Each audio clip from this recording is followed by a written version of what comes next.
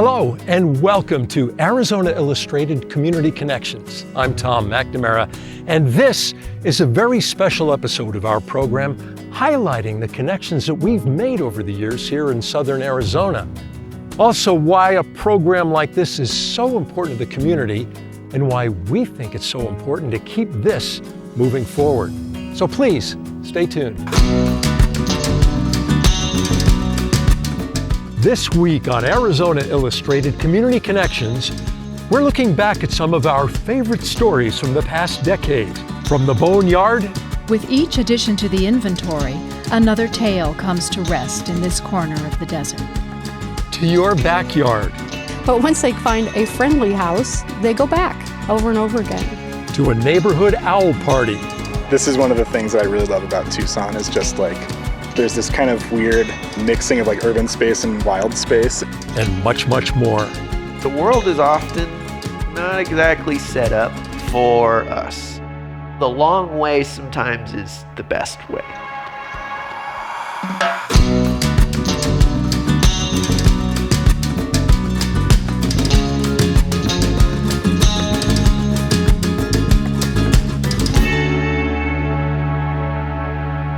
Arizona Illustrated has been an integral part of southern Arizona for over 40 years, and we're now in our 11th season of this magazine-style version of Arizona Illustrated with me as your host. In that time, Arizona Illustrated is one of the most award-winning local PBS programs in the country, garnering a staggering 200-plus Rocky Mountain Regional Emmy Award nominations with over 75 category wins and over 130 individual awards. In each of the past 4 years, our show has won more Edward R. Murrow Awards for excellence in broadcast journalism than any other public media television station in the country. But we value our connection to the people of southern Arizona more than any awards. Our first story has had over 1.3 million views on YouTube since it originally aired. It's about a very recognizable but not so well understood landmark in Tucson, a place affectionately known as the Boneyard, with over 4,000 stored aircraft, and each one of them has a story.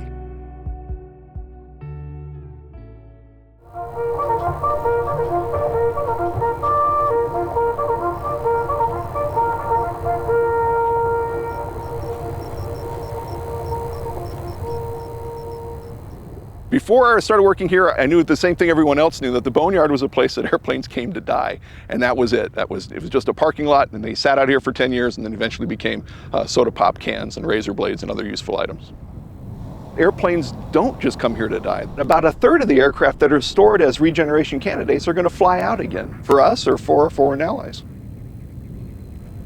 There's old planes and new planes, jets and props, fighters and transports, fixed wing and wingless.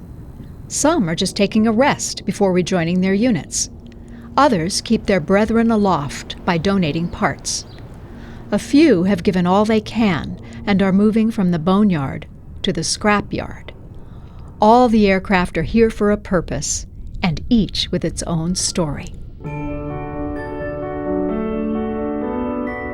This airplane is a B-52H, and one of the changes to the later models of B-52, the G and the H models, was that the tail got shorter and fatter. One of the things they were doing to test this new vertical tail was flying back and forth on the eastern slope of the Rockies. This airplane in flight lost its tail, it broke off because of wind shear and turbulence, and the aircraft remained flyable thanks to the help of the Boeing engineers that were on the radio. And it flew back to Missouri where the weather was too difficult to land, so they subsequently went on to Arkansas. The airplane flew for 5 hours with no tail. The aircraft here are under the care of hundreds of mechanics, engineers, technicians, and support staff of the 309th. And it's not a coincidence that they are here in the Sonoran Desert. The Boneyard was established in 1947. It was picked primarily for two reasons. The climate is the first one. As you can imagine, storing all this metal, you want a dry climate so it doesn't corrode. The second reason is because of the ground. The 6 inches down from the normal ground is this thick clay, caliche, and that helps us stabilize the aircraft so that we don't have to put down concrete or any other kind of structure, and we can just roll the aircraft onto the ground.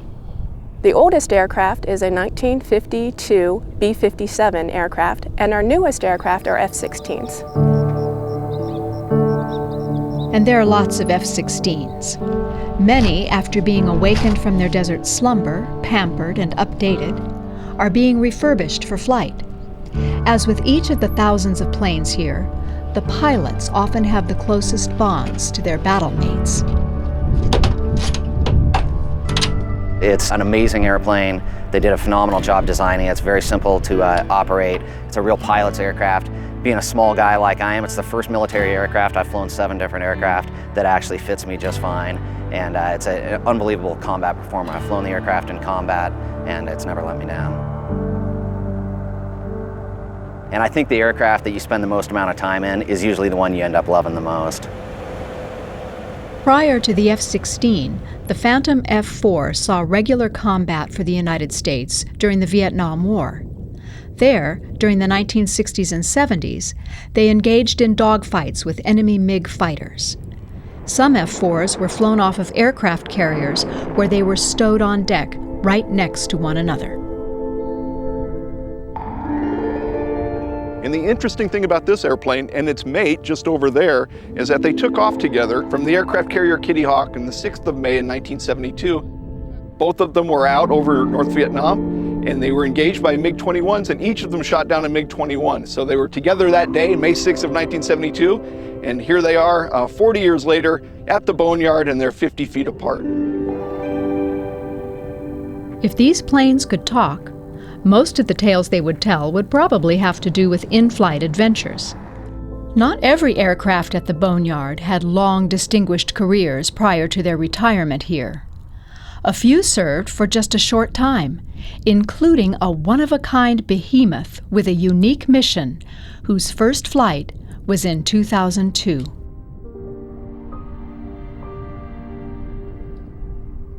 This is the Airborne Laser. It's a modified Boeing 747 cargo aircraft and was used by the Ballistic Missile Defense Office to answer the question, hey, I wonder if we can detect, track, and engage ballistic missiles in the boost phase. The answer $2.5 billion later is yes. And if you see the other side of the aircraft, you'll see the scorecard that it has.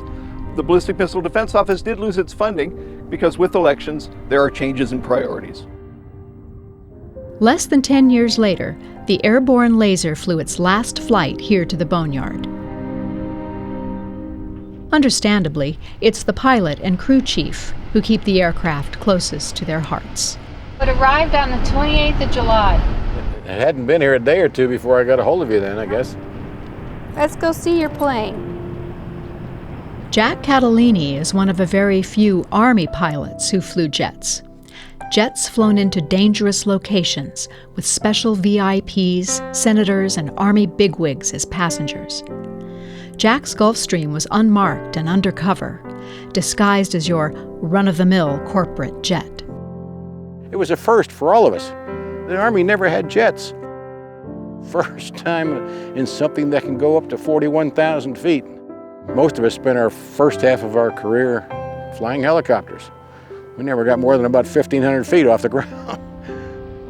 We've died and gone to heaven. This is as good as it gets for helicopter pilots. This was our last assignment. We had worked our way up. For me, at the end of that, it was 28 years in the military. We feel like they're ours no matter whether we're all retired or not. It just doesn't get any better. It's just a wonderful airplane to fly. With each addition to the inventory, another tale comes to rest in this corner of the desert. And while the grounds of the Boneyard may become crowded, there's always plenty of room for the stories.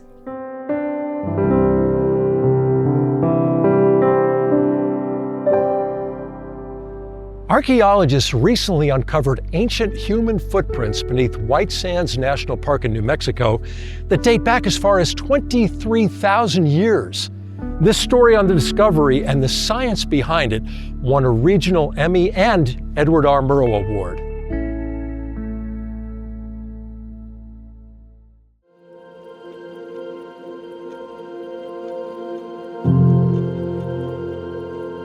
I really enjoy working in the Southwest, and working in the White Sands area in particular has been quite a remarkable experience for a variety of reasons.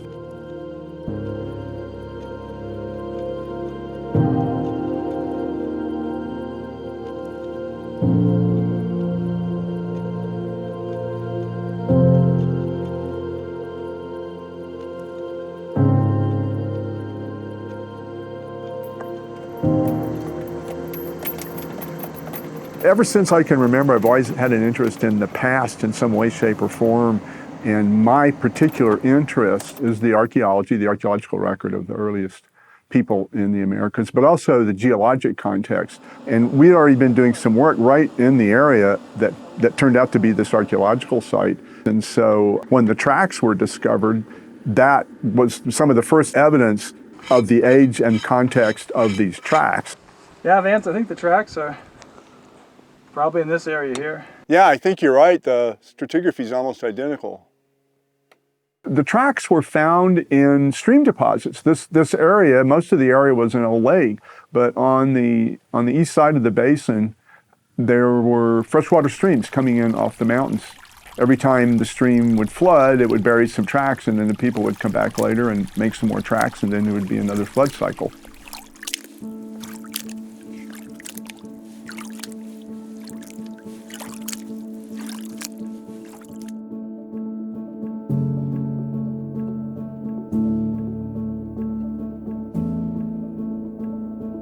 So there were a couple of ways of approaching this. One was to document the tracks that were already exposed, mapping them in considerable detail, excavating them. What you tend to see is a discoloration because the sediment filling the track will often be a slightly different color.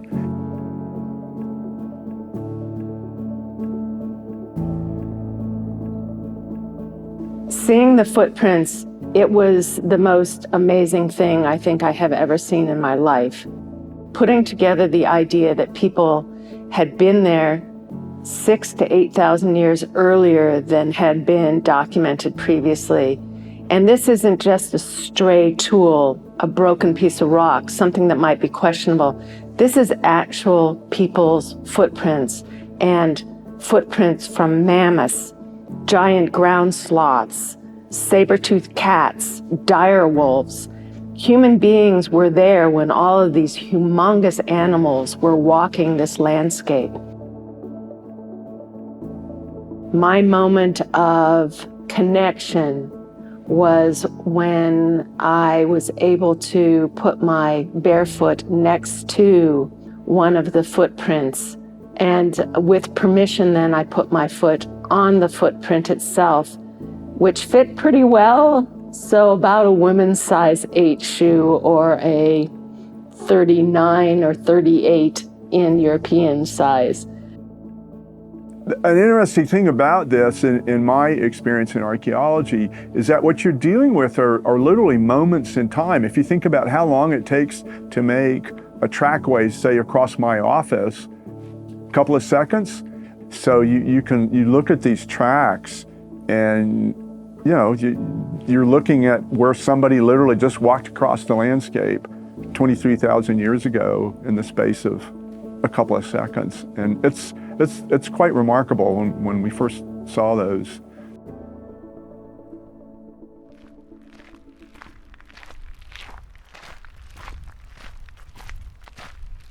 The peopling of the Americas is the last great migration in human history. The dating we have right now suggests that these footprints span time from about 23,000 years ago to about 21,000 years ago.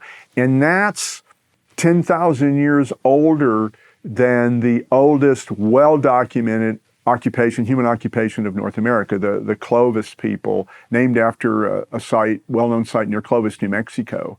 So it's a huge leap in many ways, a leap in time, a leap of imagination, that we have people living in the Americas 10,000 years earlier than Clovis. It causes archaeologists to stop and think about what has been the primary paradigm, the idea that Clovis were the first people here in North America. As both an American Indian and an archaeologist, what I've been doing over most of my career has been acting as a liaison between the two schools and really trying to bring more American Indian issues, concerns, and voices into the practice of archaeology and to the interpretation of the archaeological record. Scientifically, this is further proof that the time depth, the deep time of American Indian occupation of North America is there. We know that there are more discoveries to be found. Every time we look, we find something new. I went into archaeology to try to understand about people, to try to understand about who they were, about where they came from, and looking at these footprints wander off into the distance took me to that place in a way that no other discovery has ever made. White Sands has given me the opportunity to begin to look really deeply into origins of Native Americans and Native American histories. The idea that we've added another 8,000 years to that deep history, it makes me smile and think about it. This is going to be one of those stories that people will be continuing to discuss. Hopefully, my name, the names of my fellow researchers, all of us involved in White Sands, will continue to be a part of the footnote of history. Wasn't that incredible? Ancient human footprints dating back over 23,000 years right here in the Southwest. It's easy to see why that story won a Rocky Mountain Region Emmy Award and an Edward R. Murrow Award for excellence in broadcast journalism. Hello, and thank you for joining us. I'm Casey Cowan. Arizona Illustrated, produced right here at AZPM, continues its award-winning tradition of delivering captivating, thought-provoking stories that showcase the diversity of Southern Arizona. This program is a reflection of our shared experiences and the vibrant culture that makes our home in the desert so unique. Now is the perfect time to join the AZPM family. Your gift keeps Arizona Illustrated, PBS NewsHour, PBS Kids, NPR, classical radio, and other great programming on the air. So whether you call, text, or donate online, your contribution makes a big difference. Thank you for supporting AZPM. There's so much more to come on Arizona Illustrated Community Connections, but before we continue with the breathtaking photography and compelling stories Arizona Illustrated is known for, we have something special. We're excited to bring you an exclusive interview with none other than Tom McNamara, the longtime host of Arizona Illustrated. For nearly a decade, Tom has been the face of Arizona Illustrated. Tom has a deep connection to the community and a passion for uncovering Arizona's hidden gems, making him a trusted voice in our region.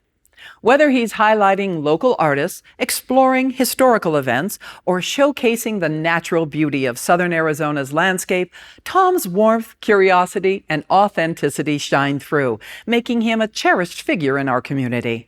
And coming right up, we'll talk with Tom about his journey, his favorite moments on Arizona Illustrated, and what keeps him inspired. Enjoy.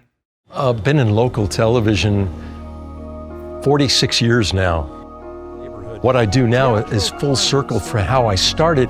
I started at WCBS in New York as kind of a gopher. In 1978, I wanted to work on the air. So I went to Scranton, Pennsylvania, and hosted a feature show. Had a ball. That's how my career on air started. Got into news. I've been doing local TV about 45 years, news about 40 years of that. I left commercial television because it had changed a lot. And the business had changed so much, I wasn't having fun anymore. I wasn't enjoying it. And I was in a position in life, luckily, to take a big chance and make a change. Hello and welcome to Arizona Illustrated. I'm Tom McNamara. First up, you've likely heard it said that one doesn't choose Arizona, it chooses you. The timing for me was perfect. Arizona Illustrated flipped formats right as I was leaving commercial television. I had done pledge drives for you guys at the time before I was a colleague, and I enjoyed it, and I liked the people, and it was a nice way to keep my hand in local television and come full circle from those feature program days that I started in. You know, so this is like candy for me. It's fun, and I still enjoy the business and working on a program, especially one like this. I was a wise guy kid that went through parochial school for many years, and when you wised up in class, oftentimes the nuns would punish you by having you memorize a couple of pages out of a textbook. So I did a lot of memorizing in my youth, and I think it gave me a skill that I was able to parlay in my adult life, both with this program and other programs like PM Magazine features that I did, and I'm able to ingest a lot of material very quickly. It's largely because I was a wise guy in class. I was expert at sound effects. They didn't appreciate it, the nuns. I don't do a lot of the heavy lifting on this program, but I love it, you know, thoroughly, inside out. I think all of our producers do a wonderful job. They pour their heart and soul into every piece. They're proud of their work, and they're proud of the association. The quality and the material we do, there are very few places left in the TV world where you can do this kind of work. We're so lucky, and people react to it that way. Personally, I'm thrilled that my persona is now associated with Arizona Illustrated and not things I used to do. I'm known now after 10 years for this program, and it's a very positive lift and very positive encounters with people, and I love that all day, every day. Tom's talent is one of a kind, and we're so fortunate to have him as a part of the Arizona Illustrated and AZPM family. And coming up a bit later, we'll explore the magic behind the scenes of Arizona Illustrated. But first, we want to remind you how crucial your financial support is for AZPM. When you donate to AZPM, your support goes right back into producing original, local programming like Arizona Illustrated. It also helps AZPM acquire the PBS programs you've known for years, like Antiques Roadshow, Nova, Nature, Finding Your Roots, and masterpiece dramas like All Creatures Great and Small, and so much more. When you call, text, or visit us online to make a generous contribution, we have a variety of special thank you gifts for you to choose from to show our appreciation. Support AZPM today at one of our 3 levels of giving. For just $7 a month, or a one-time donation of $84, you'll receive this exclusive AZPM branded tote bag. Made from durable cotton canvas, this stylish and versatile bag is perfect for daily errands or special outings to show your support for AZPM.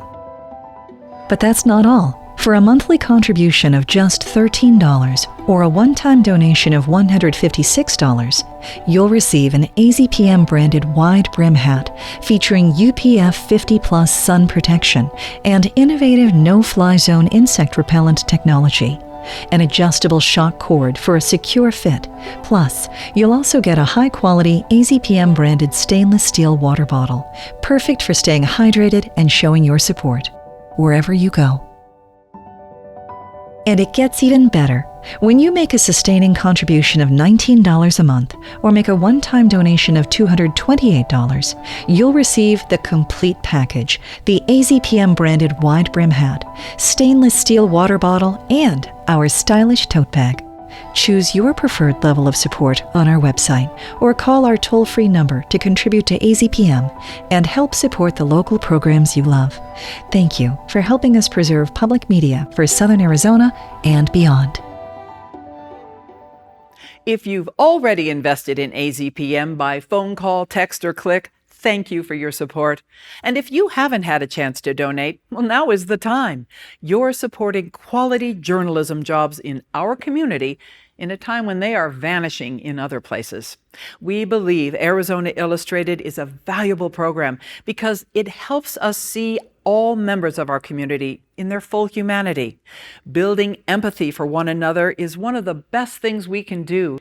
When you contribute to AZPM, you'll get access to incredible member benefits like AZPM Passport, plus a complimentary subscription to Tucson Lifestyle magazine, which celebrates the people, activities, food, businesses, and cultural organizations of Southern Arizona.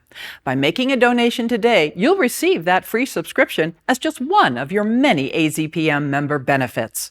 Supporting AZPM is essential because your contribution makes it all possible. Every donated dollar goes directly into bringing you the programs you love to watch, whether it's on TV, online, or through AZPM Passport. So call, text, or go online right now, won't you please? If you've already contributed, thank you. Now let's get back to more award-winning stories from AZPM's own Arizona Illustrated. Next, we'll take you to a unique kind of party where one Tucson neighborhood has created a space to connect with one another and the local wildlife. Enjoy. If you're driving through Tucson's Palo Verde neighborhood and you see dozens of people staring up at a tree, you might have stumbled upon an owl party. Neighbors gather to see what the resident owl family is doing, and they create a stronger community.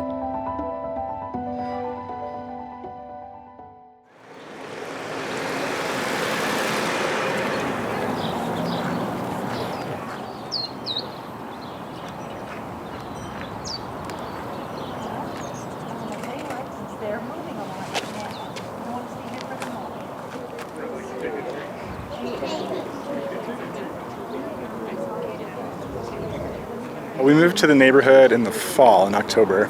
Pretty soon after we moved to the neighborhood, one of our neighbors told us about the owls in this tree. We just bought our first house, and we had all these misgivings and sort of feeling stressed in general. But kind of like having these gray horned owls as neighbors kind of made us feel, I don't know, connected to the neighborhood in a certain way.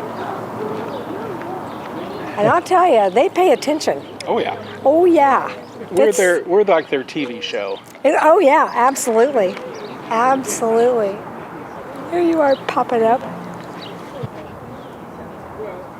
They're so cute. I grew up on Lee Street, so I'm like really familiar with this neighborhood. We've always had these like nice mature trees, but I've never seen owls quite like this, or at least with this kind of like neighborhood following. Now my new interest is bird watching, but I'd never really been aware of all the birds of the desert and in Tucson until we started following this owl family. I live underneath the tree with all the owls in it. We have a lot of people that come out, if not every evening, almost every evening. It also slows down the traffic because when a car comes down the street and they see a huge crowd, they slow down, they roll down their window, they ask what's going on. People say, oh, this is even better than going to the zoo. These owls came to us about 3 years ago. Prior to that, a bunch of Cooper's hawks had built this nest, and they were in there 7 to 10 years. 3 years ago, a pair of owls arrived, and they nest earlier than the Cooper's hawks, so they kind of took it over. This is the third batch of kids, owlets. There was an accident where the female owl got poisoned sometime end of November, first part of December, because people use rodenticide, and then an owl will eat a dead mouse or a dead rat, and you get a dead owl. So then we had 3 weeks of the male owl just hooting every night for hours. And then he kind of disappeared. We didn't think we were going to have any owls this year. And then rather late, he arrived with a female owl. So they are much later this year, but they did have 3 owlets.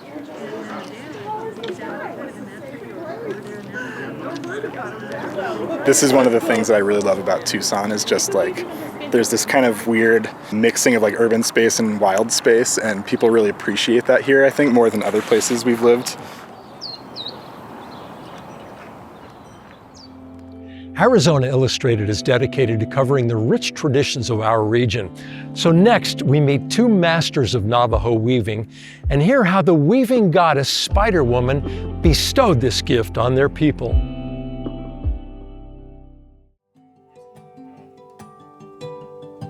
When you look at me, you see my weavings. And if you look at my weavings, you see me. My whole life is Navajo weaving. I tried other things. Weaving was always a calling. So yat eshe barbatella ornalishin she kabahin shlot ho hetlini bashashin hadnagani dashanal ashit dashase. Biltata so that nasha Sam do ruteller Asian madoshaje deed out sananishla. Hi, my name is Barbatella Ornalis. I'm the Edgewater people, born for water that flows together. My grandfather's people are one who walks around and Red Bottoms clan. I'm of the Navajo tribe. I come from Tugra Hills, New Mexico, and my parents are Sam and Ruth Teller. This is who I am.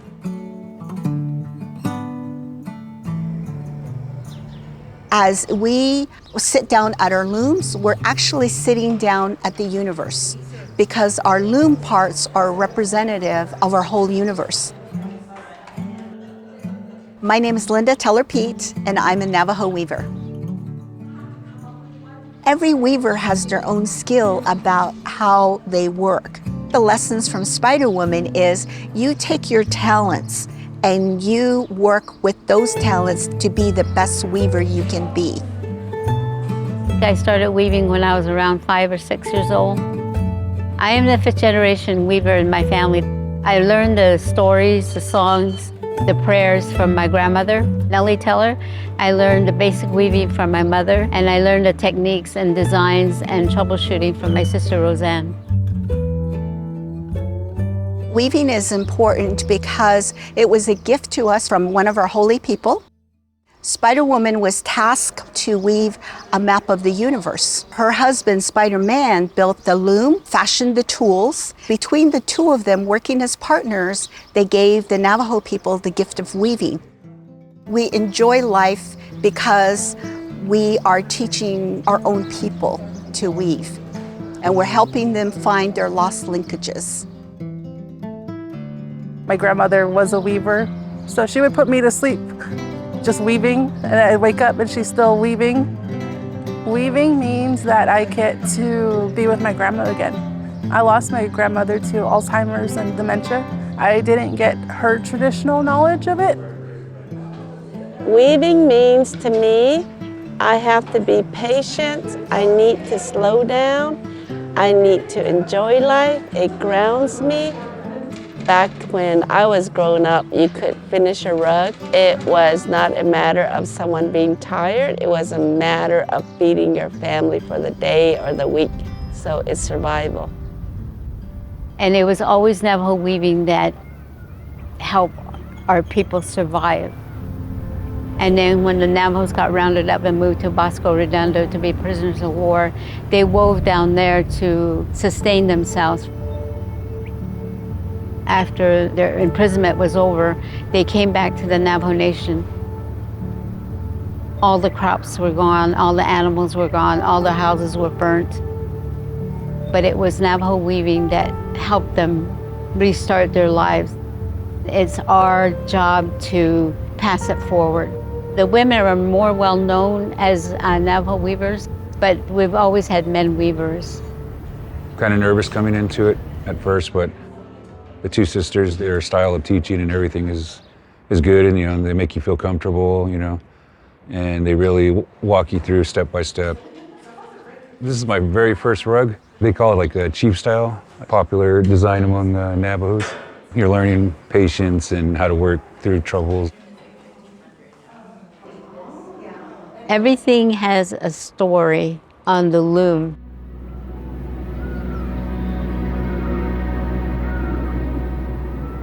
They have a sky beam.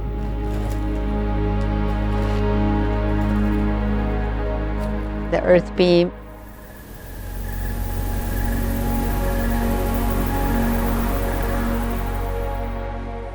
The night and the day.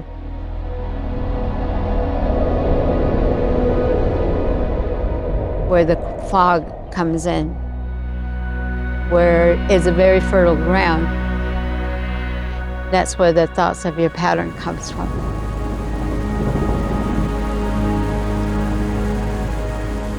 The warp string represents rain. There's a female rein and a male rein. Male and the female go back and forth between each other, and your weaving goes in between. When you get to a certain level in your art, you have a responsibility to give back. For us, it's doing classes like this with the Herd Museum, where all of our students are Native. We get to hear their stories, and we get to hear about their grandmothers and their mothers and how they're so proud of their weavings. I go home with a full heart because I've given the gift that I receive to them, and they get to keep on giving. The gift goes on.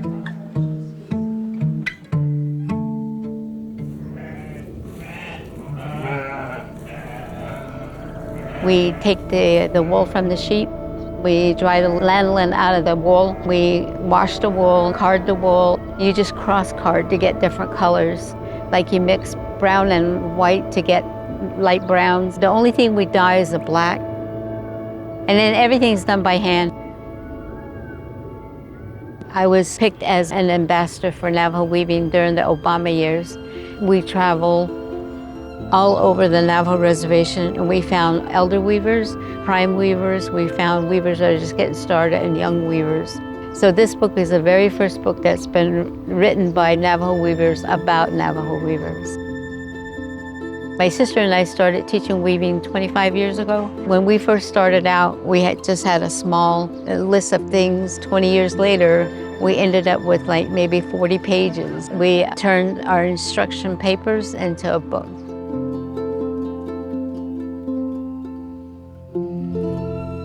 My mother is a weaver, my grandmother is a weaver, and my great-grandmothers are all weavers. Our line, it doesn't weave, so my daughter and I, we both signed up, so we're both learning together. My grandma was a weaver, and she didn't really pass that down to my mom, and so we're kind of trying to reinvigorate and learn this culture together. Everybody's saying that weaving is a dying art. That makes me really sad. So it's very important for the cultural preservation. I flew all the way out from Seattle to be here just to learn this. I feel really thankful that the Herd Museum is sponsoring this.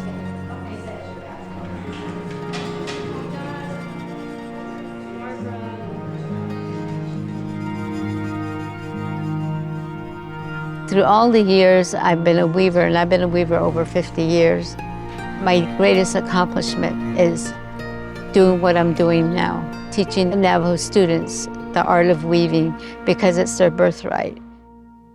Next is one of our most heartwarming stories. Saguaro City Music Theater is a tuition-free, community-supported 3-week camp that emboldens kids of all abilities with confidence and skills.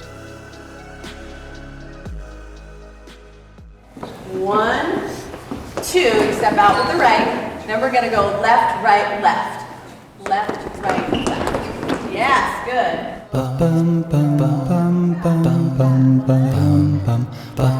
We're really doing two things at once. We're providing a summer camp that is geared around learning what musical theater is and musical theater storytelling with a full production at the end of it. We also wanted to really instill this inclusive aspect of it so that children of all abilities could aspire to be on stage, had tuition-free access to education, take down every barrier that could possibly exist, which is also why we hire 8 to 10 professional adults to perform in it. Do it in a row, so like I do mine, you do yours, right? When we do invite audience members to come, it's entertaining whether or not you have a child at camp or not. Having the adult professional actors in this camp space, you can see that all the campers are like sponges and they're kind of watching and learning. So I'm excited for the kids to get to see these marvelous performers and just learn from them.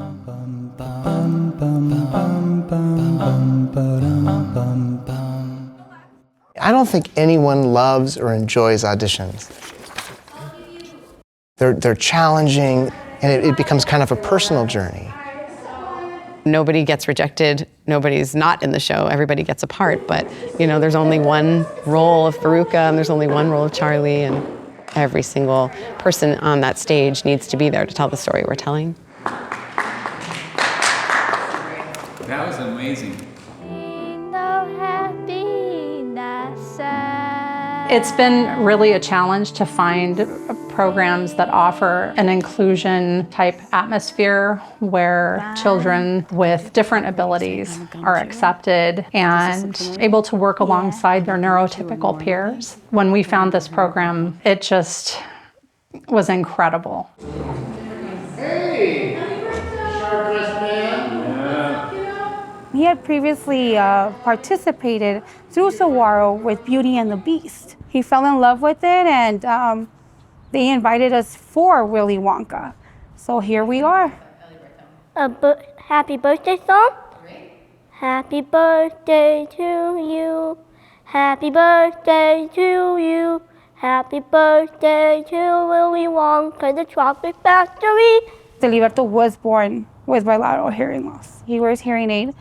He's completely deaf on the right now that we just realized, so he can only hear us on the left side, and that impairs his speech. Take a big bow.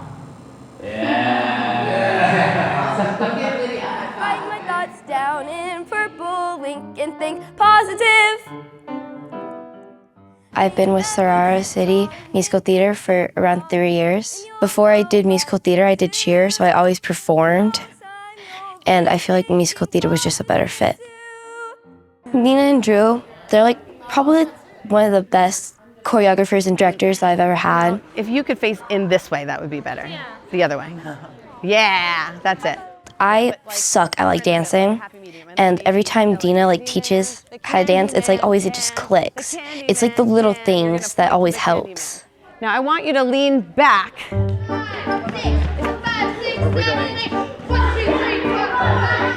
We've had 2.5 days of camp so far, and the growth that we've seen already in just such a short time is really mind-blowing, and like I'm so excited to kind of see, you know, where we're at a week from today. 5, 6, 7, like 1, 2, 3. Cover it in chocolate and a miracle or two, the Candyman.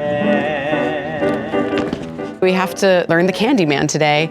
We didn't learn the whole thing, it's gonna be okay, but like having these moments in between where we need to celebrate somebody's success, and those things help us. They remind us of what the whole point is. Well, that was brilliant.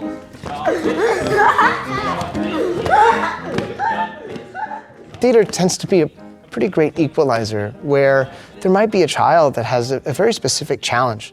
Maybe it's mobility, maybe it's behavioral, and then there might be a child that has no diagnosis to point to, but is really nervous about taking the stage. And the person that might have mobility challenges has no fear of going out on stage and has all the confidence in the world, and then becomes the support system for the person that wouldn't suspect needing support.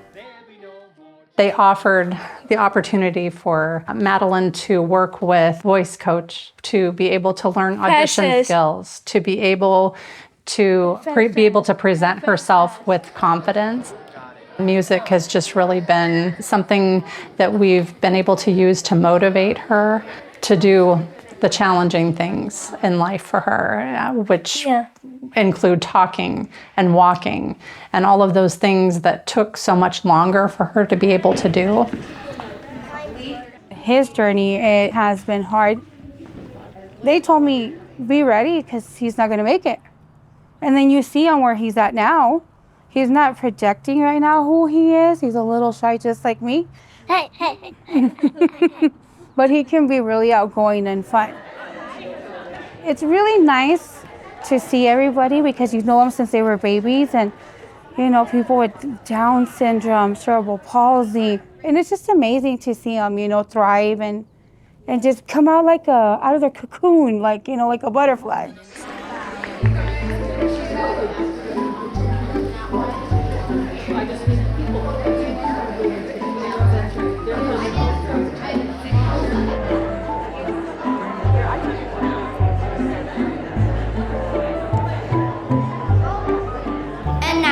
Saguaro City Music Theater proudly presents our Theater for Young Audiences production of Willy Wonka.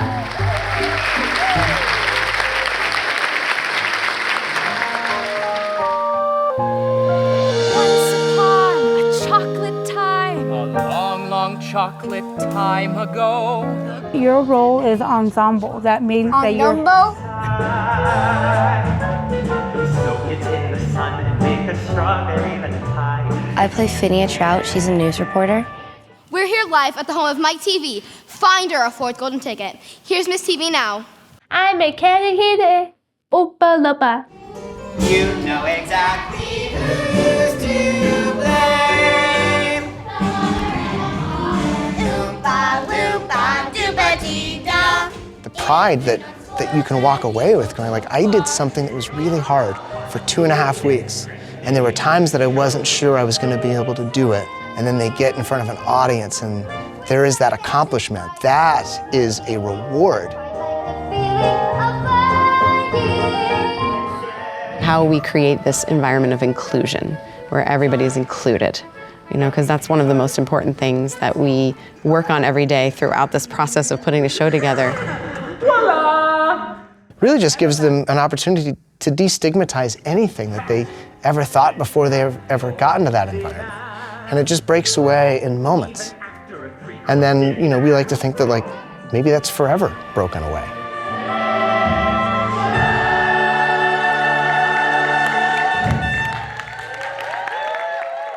Wasn't that an inspiring story? A local music theater school that opens its doors to kids of all abilities, allowing everyone the chance to shine. Thank you for joining us. I'm Casey Cowan. That story and all of the stories featured on Arizona Illustrated are a reflection of the vibrant culture that makes our home in Southern Arizona so unique. And now is the perfect time for you to join the AZPM family. Your gift keeps Arizona Illustrated, The Press Room, PBS NewsHour, Masterpiece Dramas, Nature, Nova, and all of the incredible programming you've come to expect from PBS on the air. So whether you call, text, or donate online, your contribution makes a huge difference. It makes all of this possible. Thanks for your support. Now, before we continue with more of Arizona Illustrated Community Connections, we have another special treat for you. We were able to visit the team from Saguaro City Music Theater, featured in the story you just watched. Here's our conversation with them as they reflect on how their appearance on Arizona Illustrated made an impact on them and what they do. For me, when I think about what AZPM and public media means to me, it really makes me think about people.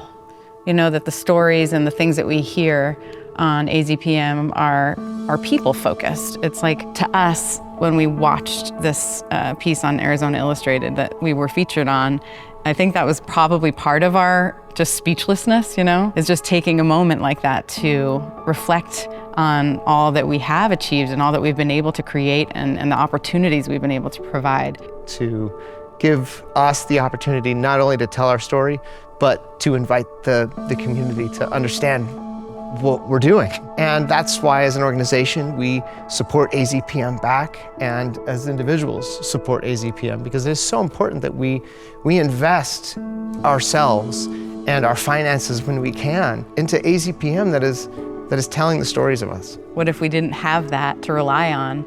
It kind of just puts it all in perspective about how important it is to, you know, like Drew was saying, just find out how you can contribute. It's going to be different for everybody, but, you know, there's got to be some meaningful way that you might be able to contribute to this really important organization that just serves the community. Whether it's a one-time gift or a sustaining membership, what AZPM and Arizona Illustrated is really doing is an act of generosity.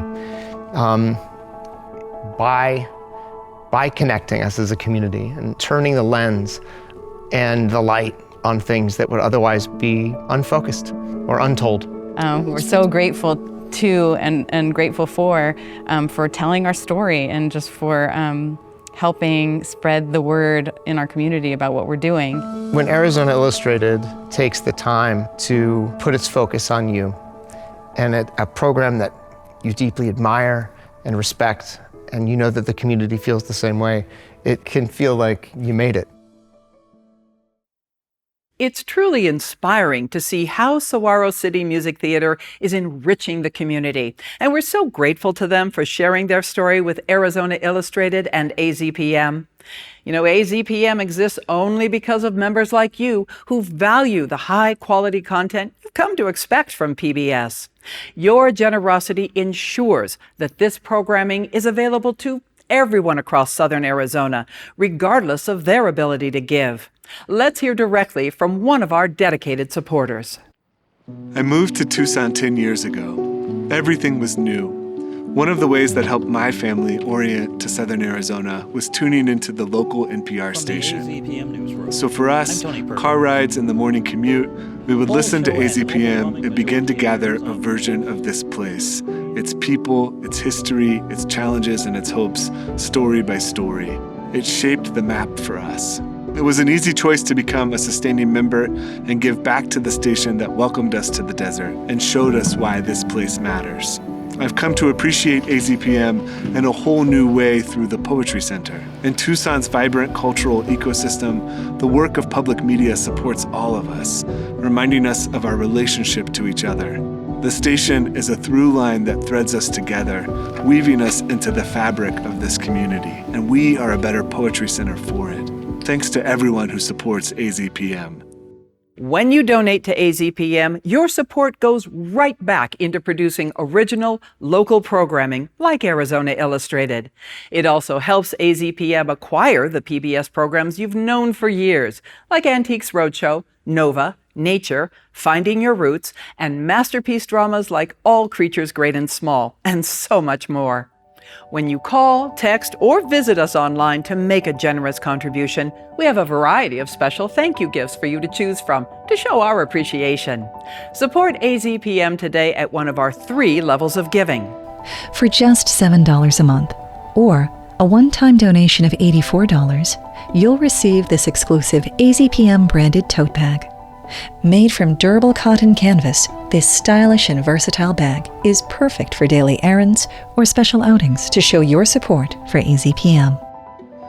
But that's not all. For a monthly contribution of just $13 or a one-time donation of $156, you'll receive an AZPM branded wide brim hat featuring UPF 50+ sun protection and innovative no-fly zone insect repellent technology. An adjustable shock cord for a secure fit. Plus, you'll also get a high-quality AZPM branded stainless steel water bottle, perfect for staying hydrated and showing your support wherever you go. And it gets even better. When you make a sustaining contribution of $19 a month or make a one-time donation of $228, you'll receive the complete package, the AZPM branded wide brim hat, stainless steel water bottle, and our stylish tote bag. Choose your preferred level of support on our website or call our toll-free number to contribute to AZPM and help support the local programs you love. Thank you for helping us preserve public media for Southern Arizona and beyond. If you've already invested in AZPM by phone call, text, or click, thank you for your support. And if you haven't had a chance to donate, well, now is the time. You're supporting quality journalism jobs in our community in a time when they are vanishing in other places. We believe Arizona Illustrated is a valuable program because it helps us see all members of our community in their full humanity. Building empathy for one another is one of the best things we can do to counteract the increasing divisions in our country. And that is what you're helping support when you invest in Arizona Illustrated. When you contribute to AZPM, you'll get access to incredible member benefits like AZPM Passport, plus a complimentary subscription to Tucson Lifestyle Magazine, which celebrates the people, activities, food, businesses, and cultural organizations of Southern Arizona. By making a donation today, you'll receive that free subscription as just one of your many AZPM member benefits. Today is a great day to become an AZPM member. Your support keeps the programming you love going. And of course, you get more, like access to our exclusive streaming service, AZPM Passport. Discover more original shows, more drama, more adventure, and more documentaries whenever you want. Plus, you'll also have first access to special events, money-saving offers, and so much more. Call, text, or join online and become an AZPM member today. Supporting AZPM with your contribution makes it all possible. Every dollar goes directly into bringing you the programs you love, whether on TV, online, or through AZPM Passport. So call, text, or go online now to give. If you've already contributed, thank you. Now let's return to our Arizona Illustrated Community Connections special. Coming up, we'll see how bobcats are not only adapting to life in an urban environment, but are thriving alongside Tucson's expanding human population. It's a fascinating look at the delicate balance between humans and wildlife who both share our desert home. Here in the Tucson area, we are lucky to have so many open spaces like this, in a community that for the most part appreciates the vast array of plant and animal life. Here's an example you might find in your own backyard.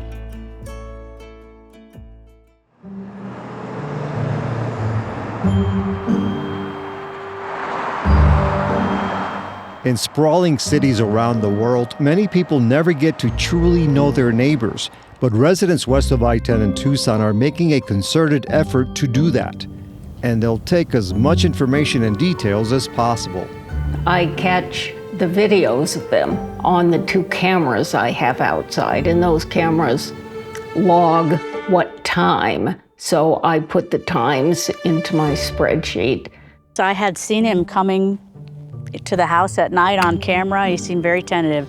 The inquisitive homeowners are focusing on photogenic felines, not human beings.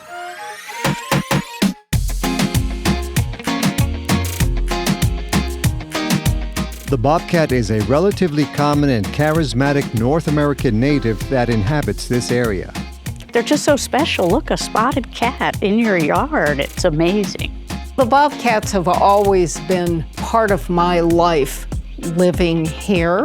I really enjoy the bobcats. I think they are my favorite wildlife, for sure. 148. Yes. Dozens of people are volunteering as citizen scientists with the Bobcats in Tucson Research Project. The group was founded in 2020 by retired wildlife professionals who want to give back for the greater good. Their collective experience spans about 200 years.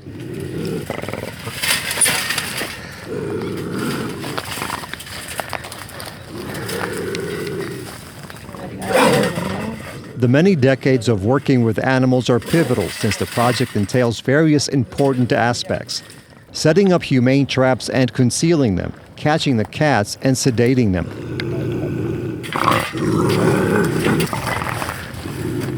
Got it? Yep. Okay. Time is 9:04. Dr. Erica Johnson is the on-call veterinarian who also volunteers.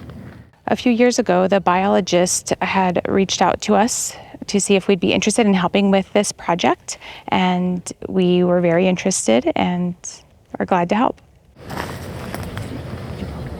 What happens when we pull a bobcat out of a trap? First, we are checking reflexes to make sure that it is sedated and not going to be a harm to us or to itself. Once the bobcat is out, we will get a weight on it and immediately get vitals to make sure that it's handling the sedation well. And once we do that, we do a complete exam on the cat and we draw blood. We get some samples to send to the lab, usually some blood and some oral swabs to do some viral testing. One essential technological breakthrough are modern satellite collars that drop off when the battery is dead or can be released remotely by the scientists. The real basic elements of the project are fairly simple and straightforward at this point because we don't have a lot of information. So we wanted to know, where are these bobcats living? How are they making a living? how does a female raise a kitten in an urban environment like this suburban, urban fringe here on Tucson? What's happening with our bobcat population?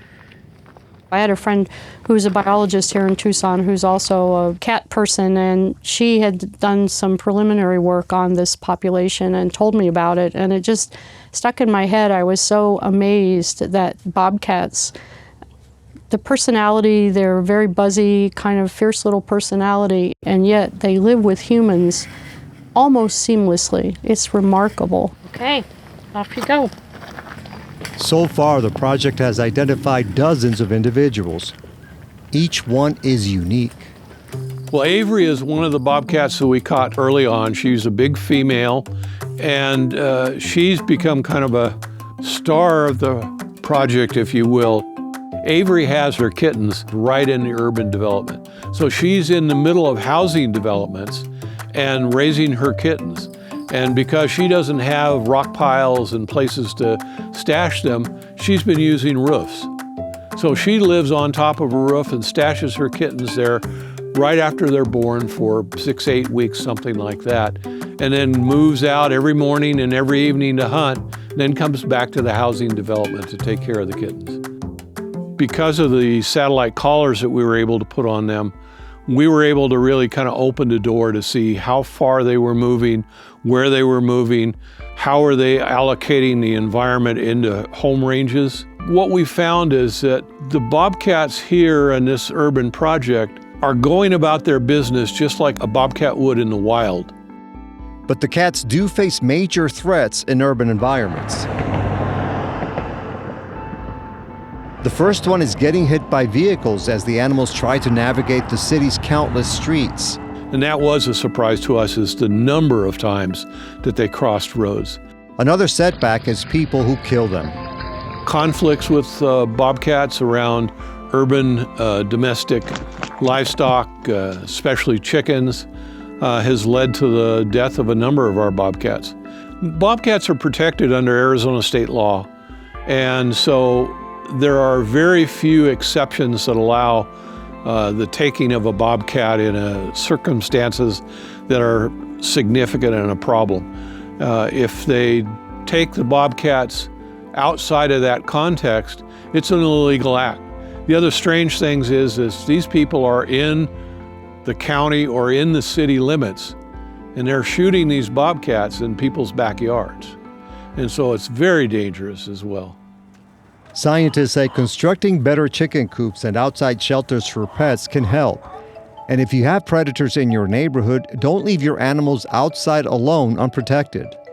This is their home, just like it's our home. And the difference is they don't have the flexibility to move. They're going to be in this home range for their entire life.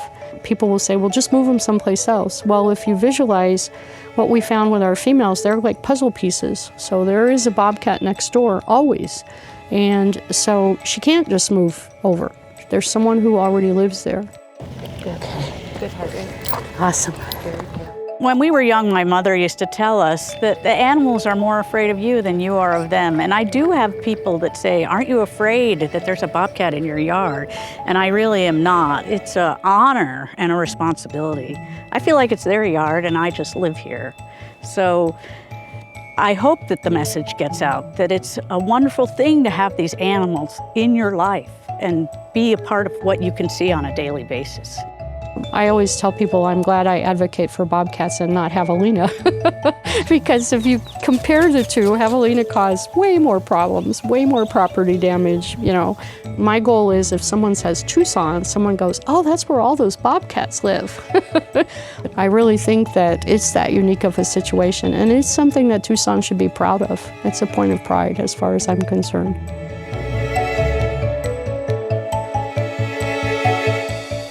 Our next story is also about a mysterious backyard discovery.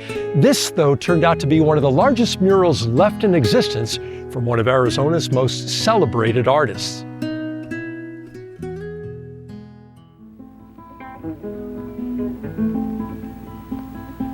Ted DeGrazia was born in the small mining town of Morenci 3 years before Arizona became a state.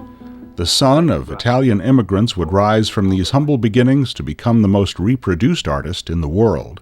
He works in the mine for a little while and decides that's not what he wants. There's other things in life. He had a real vision of himself from an early age. The physical manifestation of that vision can be seen and experienced at De Grazia Gallery in the Sun. This National Historic District in the Catalina foothills is as close to a complete artist statement as you will find anywhere. It looks as though it were dreamed into existence and is unmistakably De Grazia. The gallery, like any building, needs maintenance, and so do the 15,000 or so original pieces of artwork inside it. I've been working with the De Grazia Foundation since 2005. Charlie has been working to clean and restore all of our collection for a long time. So I'm eventually going through the whole collection, which I said is like a lifetime of work. Even the most beautiful and the most famous artworks need conservation from time to time. Charlie Burton is a fine art conservator, an often overlooked and critically important job. Like De Grazia, she gravitated towards art at a young age. And I moved to England to go to art school, then eventually started working for some Dutch galleries in London. And some people said, "Did you ever think about being a conservator?" And I said, "What is a conservator?" I fell in love with it. I specialized in 16th and 17th century Dutch paintings. I never thought I'd be back in America living. I thought I'd just stay in England. Life brought Burton to Tucson. She started working on more contemporary artists like De Grazia. That brings her to this backyard in Midtown Tucson to see a mysterious mural. I actually never knew it existed until the family itself called me up last February and said that they had a De Grazia mural. I was 6, so my comprehension of what that actually meant was very low. It's like, ooh, pretty picture. Here, let me go play in the backyard now. The mural was indeed a De Grazia. It was there when John McNeese's parents bought this house in 1974. Slowly, over time, it started to succumb to the elements. My father passed away a few months ago, and we're very fortunate in having enough resources to restore it, and we kind of felt it was a moral obligation for us to do so. So they called Burton, and she began the daunting restoration process. The first step was to find out as much as possible about the mural's origin. I came back and talked with our director here about it, and they said, yes, we've looked at it 7 or 8 years ago, and we have records about that mural, but we don't know the story behind it. He did not sign it when he originally painted it. The owners at that time asked him to come back. Supposedly, he was quite drunk, misspelled the word original. We're lucky enough that he had some photographers shooting him painting it, at least certain aspects of it, and it made it into an article from Arizona Highways 1949 talking about him. We have original color photographs of him, which Charlie is using to match the colors up more exactly. The mural appears to have been painted in 1948 or 49. Robert and Mildred Fish owned the home at that time. It's hard to imagine De Grazia as a struggling artist, but at that time he was. His style, reflected on these walls, was still colorful, but much more somber than the work he later became known for. He had gone to Mexico to study with Diego Rivera and Jose Orozco. When he came back to the United States, it didn't translate into anything at all. But he still had his own style, was definitely there. When you look at his women, his faces, he had quite the style already. It's incredibly beautiful, and the more we learned about it, it's the largest surviving De Grazia mural in the world. I've restored some of his other murals on walls in private homes, but they've mostly been little sketches, a little locatia or something like that, not as finely detailed as this mural is. Burton's job is demanding physically and mentally. Almost 70 years after it was painted, this mural needs a lot of work. I really try to concentrate on what I'm doing. You just kind of go into your own little world, and you just don't even realize that time's passing so fast. What colors was he using in his palette? Because I've been trying to look at his palettes, and we have tons of his palettes. I was looking at the ones that were in the magazine to see what, colors, unique colors that he might have put in there. I want it all, in the end, to blend and look very similar to what it looked like at the time.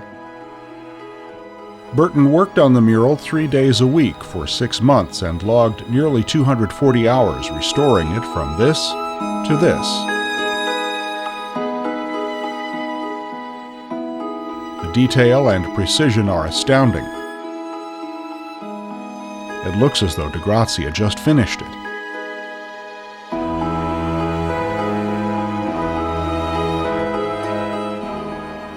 The level of detail and care required in getting this restored is amazing, amazingly deep and intricate. Less than 10 years after this mural was originally painted, UNICEF put Los Niños on a greeting card. That card sold millions worldwide and skyrocketed him to international fame. DeGrazia cashed in, making accessible work that was consumed by the masses. Despite his wide reproduction, original DeGrazia murals are exceedingly rare.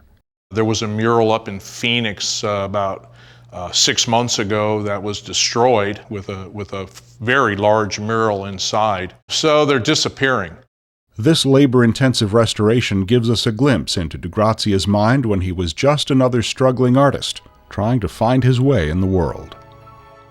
It's a beautiful mural. It's giant, and it tells an interesting story. It's not going to be one of these things I can just walk away from and say it's done now and it's going to be fine. We're going to have to come back and keep checking on it and making sure the preservation stays there for the future. There's so much significance to having this wonderful mural left for us. On our show, we're able to profile characters who make our community unique. One of the coolest people we've ever met is Rio. Now, this story won a Regional Emmy Award and an Edward R. Murrow Award for excellence in diversity, equity, and inclusion.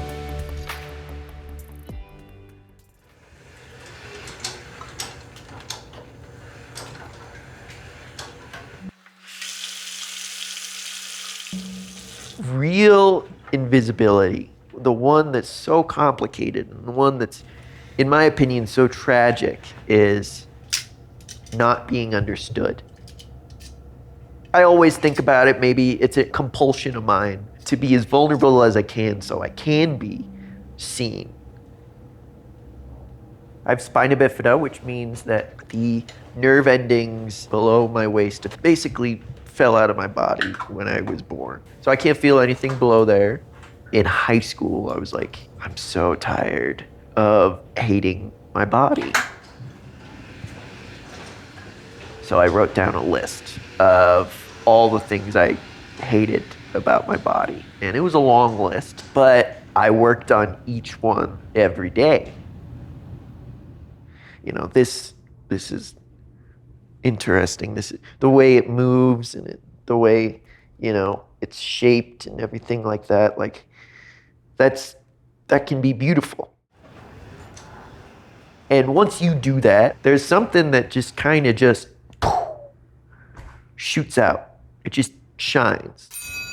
I mean, anybody can do it, that's the thing, but we are kind of forced to work on that at an accelerated rate.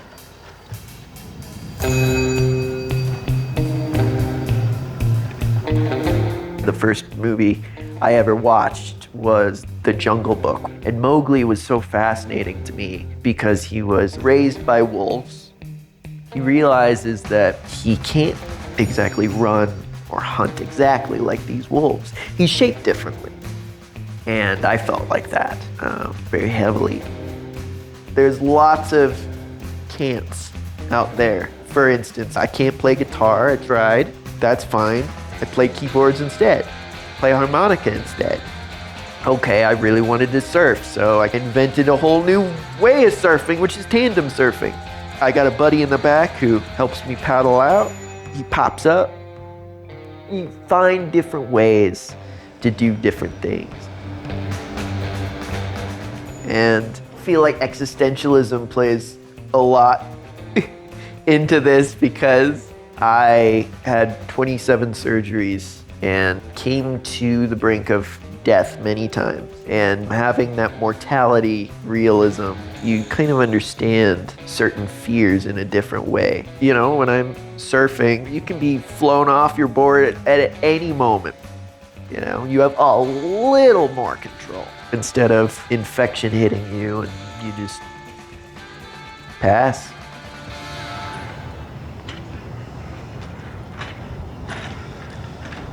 Mowgli goes to the village of the humans. For me, that moment was, my mom was like, you should really start engaging with your community of disabled people. So I went to a camp with all people with spina bifida. There was like a pop question. If you could do anything you wanted without any limits, what would that be? And at the time, I really wanted to like travel in India. You know, I wanted to go to the ruins. I wanted to run through the jungle. I wanted to be Mowgli. So at that time, I remember looking into the technology of robotics and prosthetics. And I learned that day that that's a big no-no in the disabled community.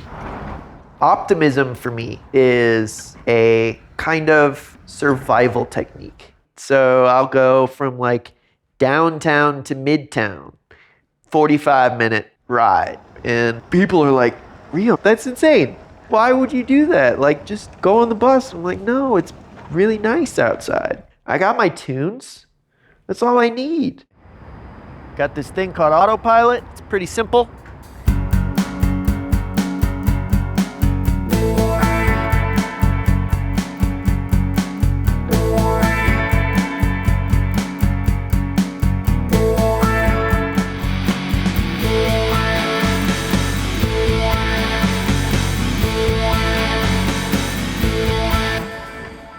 Mowgli's in the human village, and he's like, all these people look like me, but they think differently. So there was a difference there.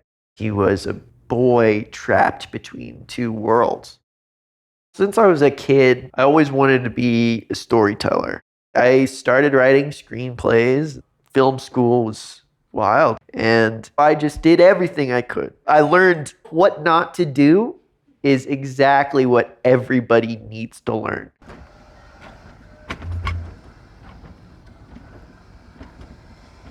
I used a podcast in 2020, started telling my stories, and it felt good, being very honest about my life and, you know, my body and like disabled sex, which is completely different. How we go to the bathroom, you know, and just like being open about that and finding love in that, you know, through that vulnerability.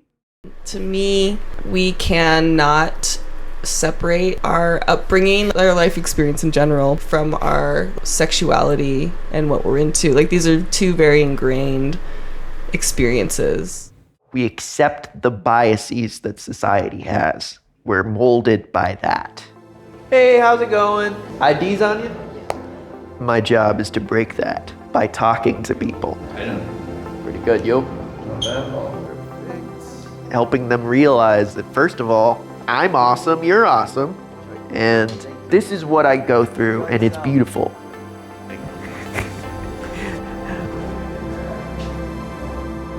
Thank you. Enjoy yourselves. That was Rio Finnegan using his voice to make a positive impact on the community in Tucson. And powerful stories like that one are what makes Arizona Illustrated such an important program.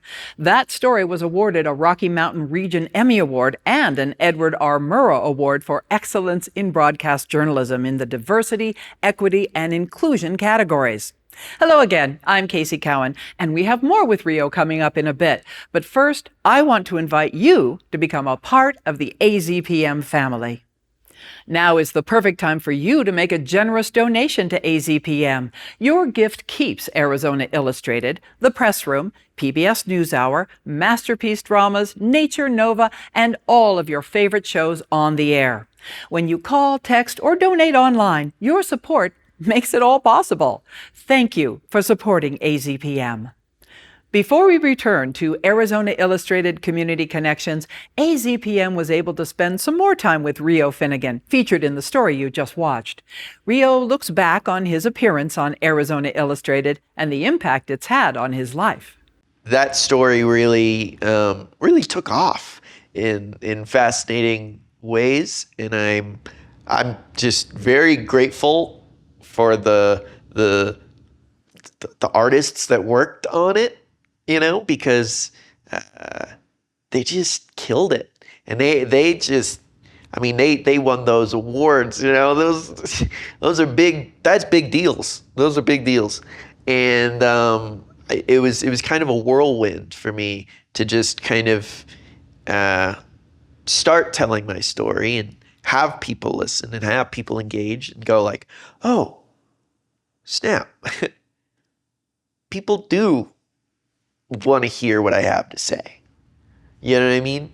And it kind of helped me with my storytelling. Y'all really listened to what I had to say.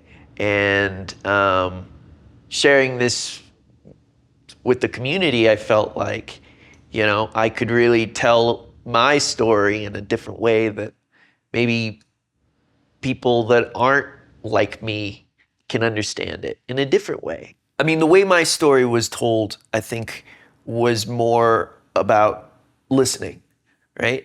And I feel like it would have been different in more of a superficial story. It would have looked at me just going like, oh, boy in a chair who reaches for the stars, instead of diving in to the depths of who, and letting me tell the depths of who I am, And that, to me, was I was honored by that. And that's what AZPM can do. What a true inspiration Rio is. And coming up a bit later, we'll go behind the scenes to visit Arizona Illustrated's award-winning production team. But first, we want to remind you how essential your support is for AZPM. When you donate to AZPM, your support goes right back into producing original, local programming like Arizona Illustrated. It also helps AZPM acquire the PBS programs you've known for years, like Antiques Roadshow, Nova, Nature, Finding Your Roots, and masterpiece dramas like All Creatures Great and Small, and so much more. When you call, text, or visit us online to make a generous contribution, we have a variety of special thank you gifts for you to choose from to show our appreciation. Support AZPM today at one of our 3 levels of giving. For just $7 a month, or a one-time donation of $84, you'll receive this exclusive AZPM branded tote bag. Made from durable cotton canvas, this stylish and versatile bag is perfect for daily errands or special outings to show your support for AZPM. But that's not all. For a monthly contribution of just $13 or a one-time donation of $156, you'll receive an AZPM branded wide brim hat featuring UPF 50+ sun protection and innovative no-fly zone insect repellent technology. An adjustable shock cord for a secure fit. Plus, you'll also get a high-quality AZPM branded stainless steel water bottle, perfect for staying hydrated and showing your support wherever you go. And it gets even better.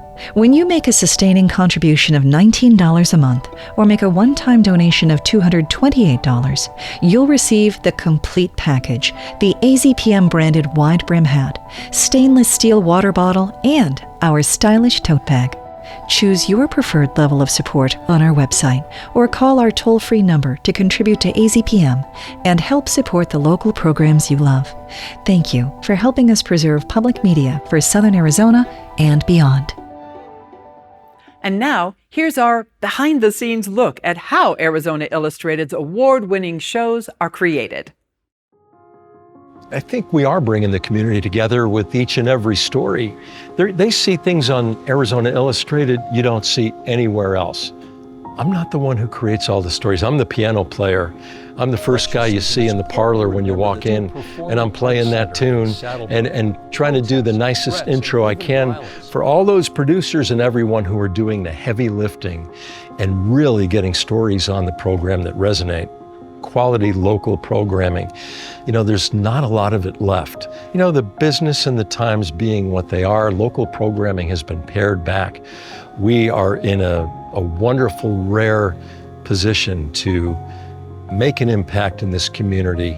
And we are, and you can feel it just from viewers' reaction, you know, from reaction we get to the program and to us personally. And you know they want it to be here long after we're no longer doing the show. And I think and hope it will. Our producers are so dialed into the community and what's happening and what is going to happen. It's uncanny. So it's very important that we keep that up. People should realize the expense, the effort, the time, the commitment that goes into a show like this. You know, when you make it look easy, everyone thinks it's easy. It's like anything. It's like a professional athlete. Oh, that looks easy. I could catch that ball or hit that ball. Same with this, it looks easy, you know, but putting this program together, all the different aspects to make it look as good as it does, it takes a lot of commitment. If you've already invested in AZPM by phone call, text, or click, thank you for your support. And if you haven't had a chance to donate, well, now is the time. You're supporting quality journalism jobs in our community in a time when they are vanishing in other places. We believe Arizona Illustrated is a valuable program because it helps us see all members of our community in their full humanity. Building empathy for one another is one of the best things we can do to counteract the increasing divisions in our country. And that is what you're helping support when you invest in Arizona Illustrated. Supporting AZPM with your contribution makes shows like Arizona Illustrated possible. Every dollar goes directly into bringing you the programs you love and depend on. So call, text, or go online to give now. Thank you for watching Arizona Illustrated Community Connections and for supporting AZPM. Thank you for joining us for Arizona Illustrated Community Connections. And thank you for watching all these years. We couldn't do this without you. And we look forward to producing this program for a very long time to come. I'm Tom McNamara. We will see you again soon.